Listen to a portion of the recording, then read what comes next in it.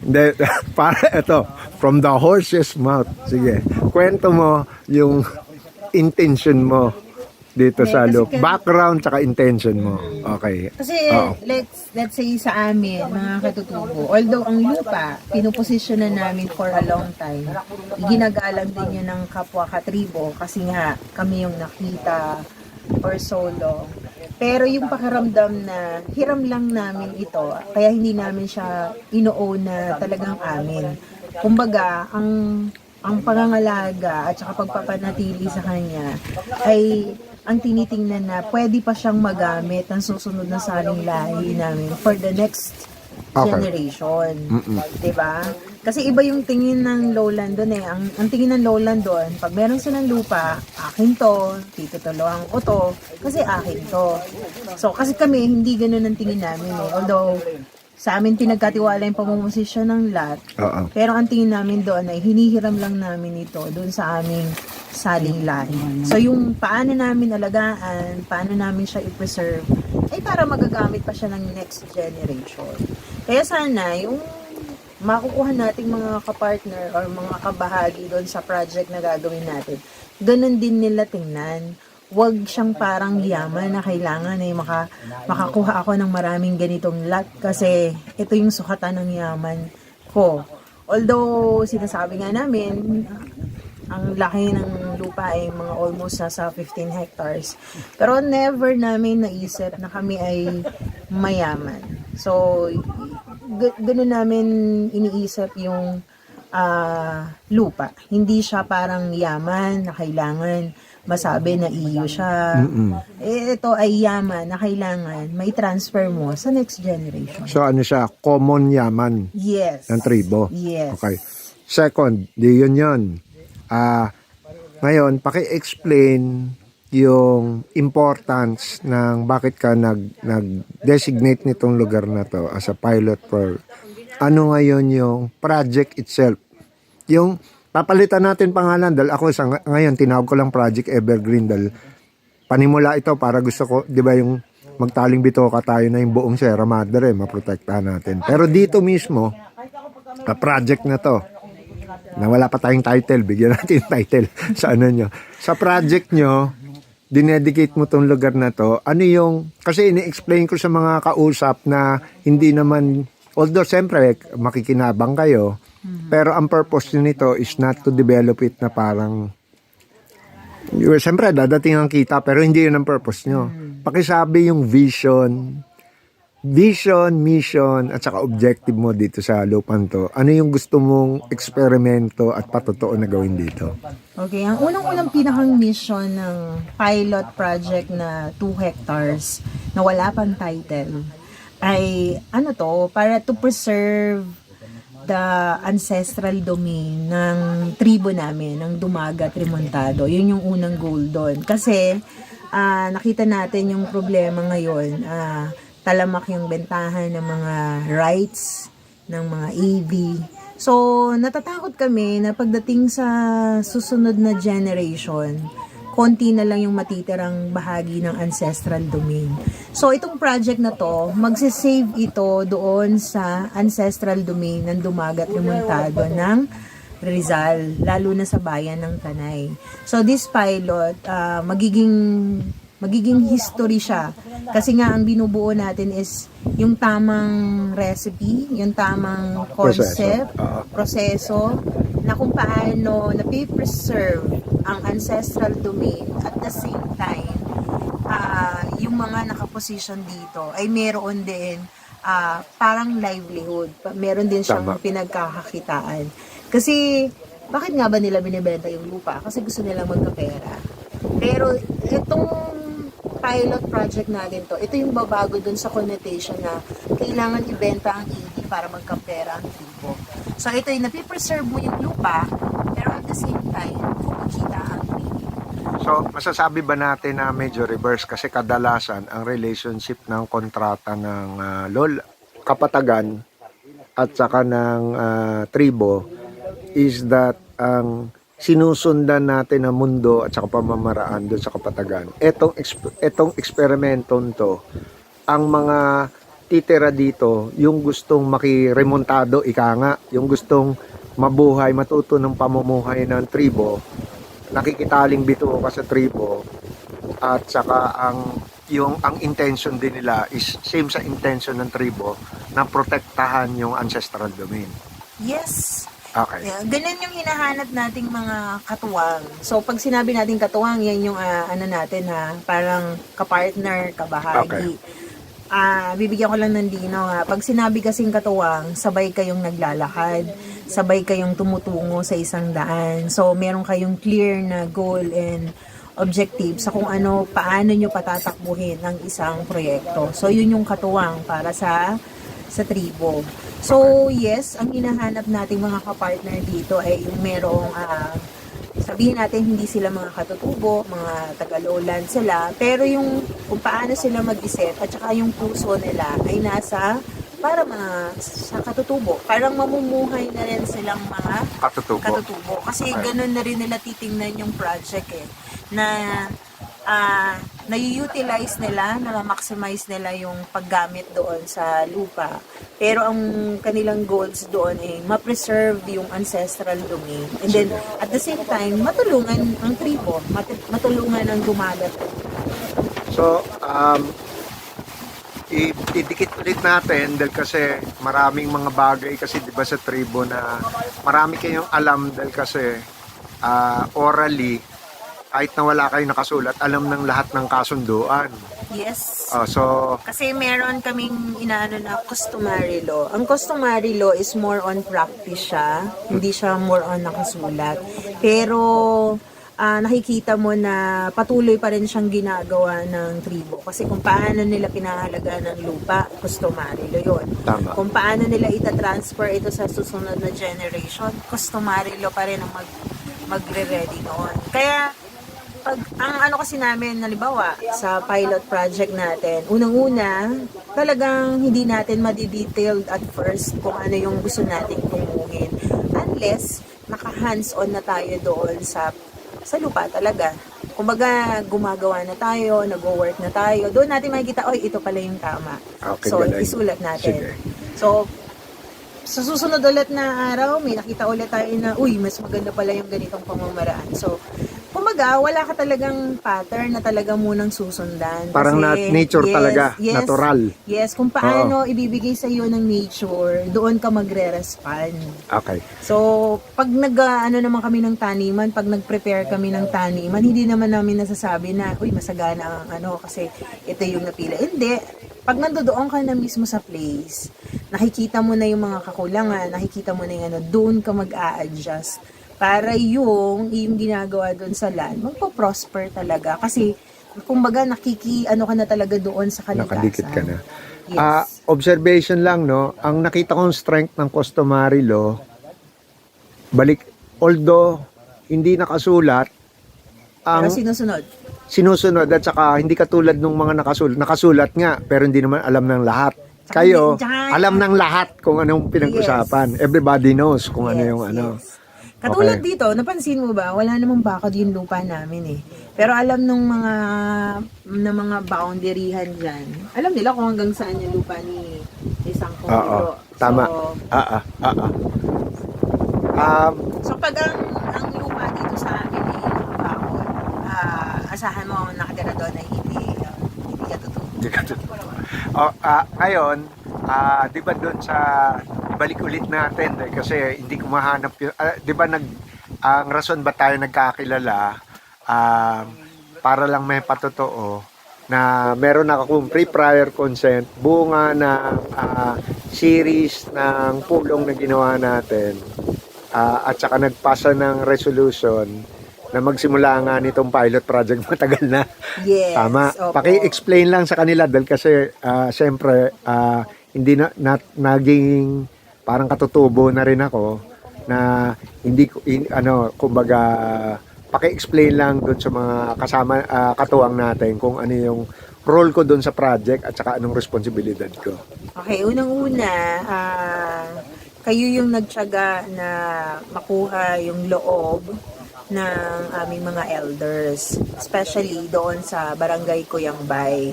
Actually, ano na to, napagmitingan na to long time ago. Pangulo pa ako ng Tukduan. So, nakapaggawa ng resolution at saka nakapaggawa ng resolution na may pirma.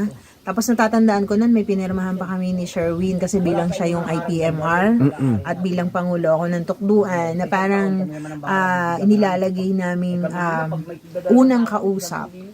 First na bibigyan ng impormasyon ay si Sir Hubert. Kumbaga, through Sir Hubert, lahat ng gustong makijoin doon sa project, especially doon sa pilot project, sa kanya, sa'yo muna dadaan. Kasi, kumbaga, from sa'yo, Sir Hubert, ikaw yung magtatawid sa amin. Magsasalin. Oo, Mag-orient. magsasalin. Oo. Kasi ibig sabihin, kapag kausap mo na, at kumbaga dumaan na sa'yo, nasala mo na, so parang ready. Kasi sa tribo, ganyan din. Halimbawa, ako yung nakikipag-usap sa mga gustong mag-invest sa AD.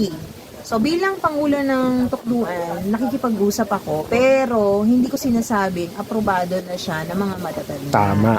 So, kapag pumose sa akin, naniwala ako dun sa ipinipresent ng gustong mag-invest, doon ko siya ngayon, ako mismo ang magpe-present doon sa mga elders na ito po yung nakalap ko, ito po yung natutunan ko, ito po yung parang common goal na pwede pong pumasa sa atin. So that's the time na imi-meeting ng elders kung sino man yung gusto mag-invest. Then from there, sa kakalabasan ng meeting, magkakaroon ngayon ng resolution na sasabihin ng mga matatanda na sinusuportahan namin ang proyekto na nais gawin ni Sir Hubert at ng kanyang mga kasama. So, parang ganun yun. So, sa usapan ng pilot project na ito, kumbaga ay si Sir Hubert yung nag-orient from the lowland, and then kapag meron ng mga prospect na naniniwala na magiging totoo yung aming pilot project, ngayon, pag-uusapan namin ni Sir Hubert kung paano naman natin yung implementation. At saka naalala ko na pag-usapan din natin na ang gagawin natin para rin mapabilis dahil nakapasok tayo sa IPRA eh. Ang exercise na ginagawa natin, although marami nagsushortcut, gusto natin gawin yung tama. So, ang isa pang purpose nga ng lugar is parang immersion place, tama, di ba? Yes. Parang Kumbaga kasi kung gusto mong magkaroon ng malaking project sa loob ng AD, so kailangan mo ng parang initial project inside na kumbaga parang training ground mo. tama. No, at halimbawa, nandun ka na sa pilot project, successful na yung mga partnership natin, yung tuwangan natin, and then, kinailangan mo ng malaking area. That's the time na i-introduce kita doon sa loob mismo ng ancestral domain, na kung saan pwedeng ibahagi yung kanilang pinuposesyonan, kung malaki ba ang pinuposesyonan nila, kung meron ba silang 50 hectares na kailangan doon sa project. Ako na mismo ang magre-recommend bilang Pangulo ng Tanay Tradeb. Kasi kumbaga, pasado ka na doon sa pilot project natin. Ibig sabihin, kaya mo nang gumawa ng malaking project inside the ancestral domain. Kasi kung ano yung natin, yung pinractice natin, yung mga alituntunin na sinunod natin sa pilot project, yun din naman ang basic na gagamitin mo paggawa mo ng malaking project inside the ancestral. Parang nakikitribo rin talaga yung culture. Ngayon, para rin dun sa mga napisil natin na naimbita, dahil kasi nagtataka sila kung bakit hiniwalay-hiwalay ko pagkausap paki-explica sa kanila muna yung pinagbungahan ng pilot project, yung lowest hanging fruit na matagal nyo nang na pinpoint ng tribo na mga mga economic activities or projects within the ancestral domain na gusto nyo katuwang ng mga technical partner. Tulad nung, di ba, napag-usapan dati yung may kinalaman sa agroforestry, may kinalaman sa pag-aangkat ng mga produkto sa bundok, yung lahat ng wealth ng culture, yung pagkain, lahat-lahat. Sorry, pinangungunahan kita, parang paalala lang. Kasi mahabang listahan yun eh. Pero para makita lang nila na nakadikit tayo dun sa adhikain nung tribo, paki-explain sa kanila dito sa lugar, ano ang na-pinpoint mo na nanggaling sa inyo na nakita nyong, etong intention nyo ng tribo. Siyempre, kayo yung pamilya, di ba? So, kayo yung pilot. Dito sa lugar na to, kayo nakakaalam. Ano mga unang mga nakikita nyo na gusto nyong, etong gusto natin i-project, etong naghanap kaming katuwang? Tawag dito, parang ano lang to, isang realization lang din na for different person na gustong mag-join doon sa project, parang nakita natin, Sir Hubert, na the 2 hectares is not enough. Although, yun yung priority natin na magawa sana na project. Pero, iba't ibang personality, iba't ibang katauhan, meron sila daladalang or bit-bit na, kumbaga ay, which is makakatulong din siya doon sa pag-develop ng lugar. So, wala namang tinitingnan o wala naman itinatangi doon sa mga different personality na gustong mag-join doon sa project. Ginagawa lang na nito, parang personalized lang. Halimbawa, yung isa ang nais ay magtanim ng rubber tree. Siyempre, pag nag-try mo ng rubber tree, ang may hinahinang tanim dyan, kailangan nasa 100 seedlings. Kasi yung mortality nung seedlings na yon baka 80% lang yung tutubo, yung 20% ay mamamatay. So, ang kailangan niya kasi is malaking lugar. So, para dun sa project na yon ang pwedeng mayan is malaking lugar. Okay. So, kung halimbawa naman, ang gusto mo lang ay magpatanim ka, syempre, ang magandang sample na pag magtatanim tayo, malaki na yung 1,000 square meter. Hirap ka nang galawan yung 1,000 square meter. So, perfectly yun. Tapos yung iba naman, gusto magkaroon ng parang bahay tuluyan. Parang nga naman, maganda rin yun. Parang pagka pinagsama-sama mo, mabubuo mo yung isang community. Yes, tama. Na bubuo doon sa sinasabi natin parang permaculture.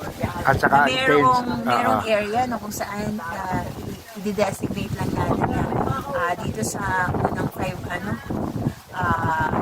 1,000 square meter or 2,000 square meter. So, pwede natin ilagay dito yung bahay tuluyan. Tapos kasi merong certain area, hindi mo pwedeng ilagay yung bahay tuluyan. So, yun yung ilalagay mo for pagtatanim. Tapos, gusto mo ma-preserve yung tubig. So, doon mo ilalagay yung project na rubber tree. Kasi makakatulong ka din doon sa flow ng hihigop water. yung tubig yun. So, yun, yung parang pag unti-unting pagdating ninyo dito sa pilot project natin, makikita na natin na kung ano yung iba't ibang gamit ng lugar. In that case, siguro, ilimit na muna natin, di ba, yung meron akong final list na ibibigay sa'yo. So, limit muna natin doon sa official. Can start na.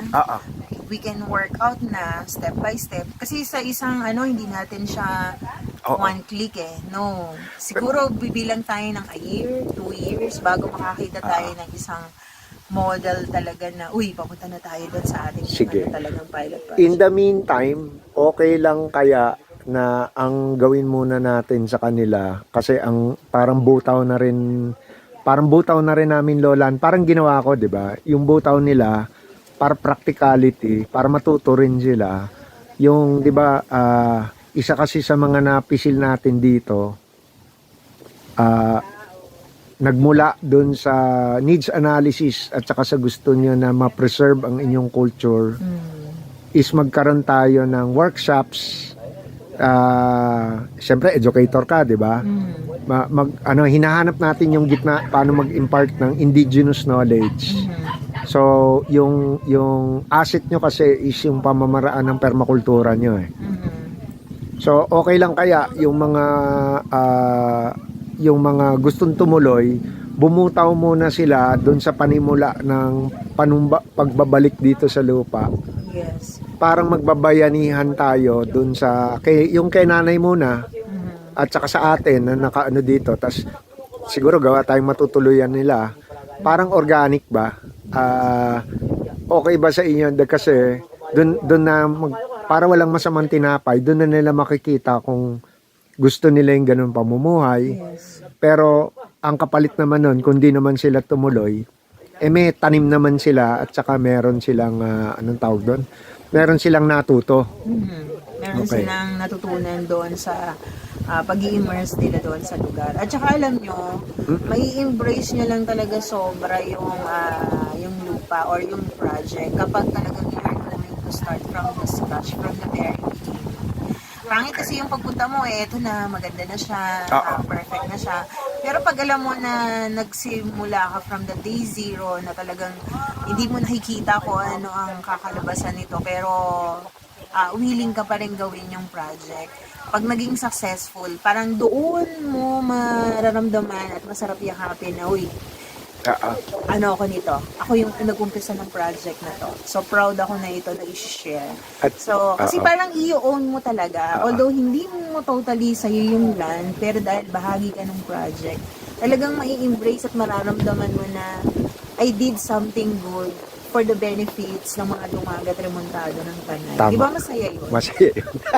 Hindi lang masaya, pati yung sa pakiramdam mo na, uy, I did something better naman na, di ba? At saka ano rin di ba kami mga nauna dito, hindi namin ma-explain sa mga bago Nakwento namin yun na una kami dumating dito, iba yung pakay namin. Noong nakilala namin kayo, nag-iba yung paningin namin. Na iba na twist, nagkaroon ng twist. Kasi ang punto nga namin dito, kaya namin sumasang-ayon sa gusto ni Teacher Ellen, is because yung mga gusto tumira dito, kung ba't gusto tumira dito, naghahanap ng bagay na nawala ng mga taga-Kapatagan. Yes. Hindi pera po yun. Yun po is nanunumbali ka sa tribo o sa komunidad na may relasyon kayo sa inang kalikasan. So yun kasi po pag yun. nabubuhay ka na hindi ka na nakarelate sa kalikasan, mayroong kalahati ng buhay mo yung nawawala. Akala mo kompleto ka, pero sa totoo lang hindi. Kasi ano yung wala sa'yo? Hindi mo kasi naintindihan bakit ka nabuhay sa mundong ibabaw, no? Oo. Kasi hindi mo na nalaman yung relasyon mo sa nature. Ayun. Kasi pakinggan mo lang yung nature. Meron niyang sinasabi sa'yo na bakit kaya hindi ka maging bahagi para mai-preserve ako. Tama. So, ano pang ginagawa niyo? Mag-join na kayo sa amin. Nakasaya dito, tingnan nyo.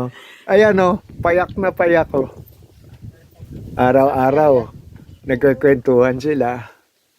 Sarap ng pagkain. Tapos yung lugar, parang kang nasa Baguio. Oo. Nilalamig na kami dito. Hindi mo kailangan ng aircon. Hello po. So, any final na lang, kasi parang ito orientation by the way pala, tama kaklaruhin ko, no? So, ngayon, padadala natin to. Although public makikita to, ang unang padadala natin to, yung mga na-invite natin na baka interesado dito sa project. So, yayayain natin sila itong planting season na to. Yes. Makibayanihan na sila. Yes. At saka yun nga, ang spirito ng ginagawa natin dito, ang pinoint out ko nga, na ang dumagat at saka mga kamag-anak nila ng mga Aita, ang pinakaunang original na tao dito sa lupa, dito sa tinatawag ng Pilipinas. So yung nawawala nating kultura, marami kong natuklasan sa sarili ko na nalaman ko regarding ba't ang Pilipino lagi nag-iiwan ng isang 'di ba? So ang punto ko is that yung bayanihan talaga, yun ang panggagalingan. Hindi gawin natin puro, hindi siya dahil sa negosyo. Okay. Tsaka siguro, umpisahan natin itong endeavor na to. Sana samahan nyo kami ni Sir Hubert. Lalagyan na namin ng date para syempre magkaroon, i-calendar nyo na po. Oo. Sa darating na April 9, let's do break-in dito Ayun, sa sige. aming pilot project. Sige. So, sa 9, tas dito na kayo namin ni Orient, tapos dito tayo magkakilala-kilala. Sige. Salamat. Masampat, Ado, makmok, asalamat. Ayan na.